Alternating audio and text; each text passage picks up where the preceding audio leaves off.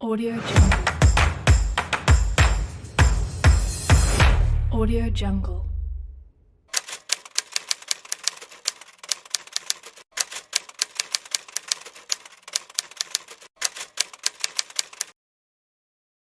Kalau menurut saya tidak apa-apa, karena kan sebenarnya di Gerakan Pramuka itu kita kekurangan pembina. Jadi tidak apa-apa masuknya karena korban SK, dan yang sudah lama yang tidak korban SK harus menerimanya dengan lapang dada, karena suatu saat pasti akan terketuk, dia akan lupa dengan SK-nya karena dia sudah jatuh cinta pada senyum adik-adik kita di tenda-tenda, di alam, di sungai, dan sebagainya. Jadi tidak apa-apa korban SK, sehingga akan menyemarakkan pembina kita. Kita ini kan di dunia pembina ini penuh masalah. Masalah pertama adalah ketidaksiapan pembina, karena pembina itu kan seharusnya di Gerakan Pramuka basisnya adalah pengalaman kepramukaan. Tetapi justru yang punya pengalaman kepramukaan ketika di dunia kerja, dia tidak mau kembali ke gugus depan menjadi pembina. Padahal yang kita rindukan adalah insinyur yang dulunya pramuka, di tempat tugasnya dia meluangkan waktu membina di gugus depan terdekatnya. Hakim yang bertugas di sebuah daerah, dia menyempatkan waktu 2 jam saja mampir ke gugus depan. Dan kita rindu pembina pramuka itu tidak dari satu warna. Sekarang ini sebuah kelemahan kita bahwa pembina kita ini satu warna, yaitu guru.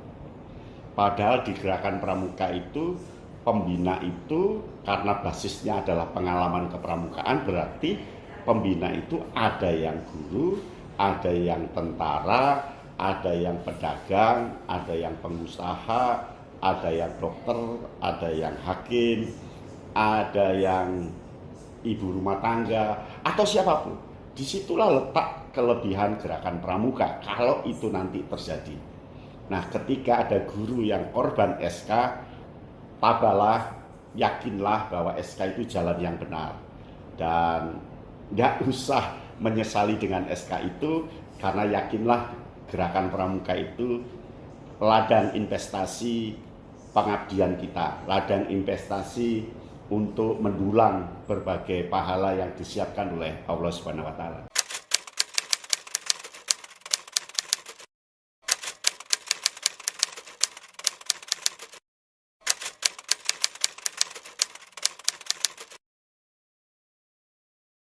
Ya, itu yang kita sayangkan.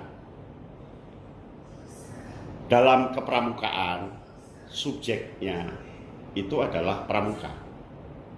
Pramuka itu subjek, pembina itu mediator, fasilitator, yang mendorong agar anak-anak ini tumbuh dan berkembang dalam dunia kepramukaan. Di Gerakan Pramuka sudah dinyatakan bahwa pembina itu harus betul-betul menjadi teman dan sahabat yang berada di 3 area, ya, ing ngarsa Suntulodo, ing madya Mangunkarsa, tuturi Andayani. Itu artinya posisi pembina itu tidak sentral. Yang sentral itu peserta didik. Nah, pembina itu posisinya bisa berganti-ganti peran demi peserta didik. Ketika ing ngarsa Suntulodo, tentu dia akan menunjukkan keteladanan-keteladanan yang dapat diamati oleh pramuka, yang dapat diobservasi oleh pramuka, yang dapat dielaborasi oleh pramuka dari keteladanan tadi.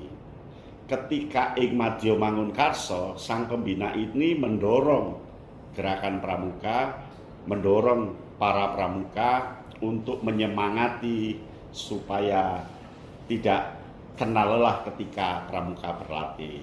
Nah, ketika tuturi Handayani artinya dia mengikuti dari belakang ketika subjek ini sudah tumbuh dan berkembang, sudah berada di relnya, dan kita tinggal untuk memantau, melihat sambil maju berkelanjutan. Oleh karena itu, orang dewasa itu harus berada pada posisi yang semestinya. Dia bukan orang yang harus dididik, meskipun dia harus ikut pendidikan. Dia bukan orang yang harus ditumbuh kembangkan, meskipun dia harus perlu diberi pengalaman. Yang pertama yang harus dibina itu adalah peserta didik. Yang pertama yang harus ditumbuh kembangkan adalah peserta didik. Maka dunia pembina itu dunia kesunyian, dunia diam, dunia tenang, tidak hiruk pikuk. Nah, kalau ada orang dewasa yang sebaliknya, justru dia yang overacting, berlaku lajak, kemudian mendominasi, tidak memberikan peran pada peserta didiknya, ini pembina-pembina yang perlu kita dekati, perlu kita masukkan kawah candra di muka lagi untuk diberi semangat membina itu seperti apa. Audio Jungle. Audio Jungle.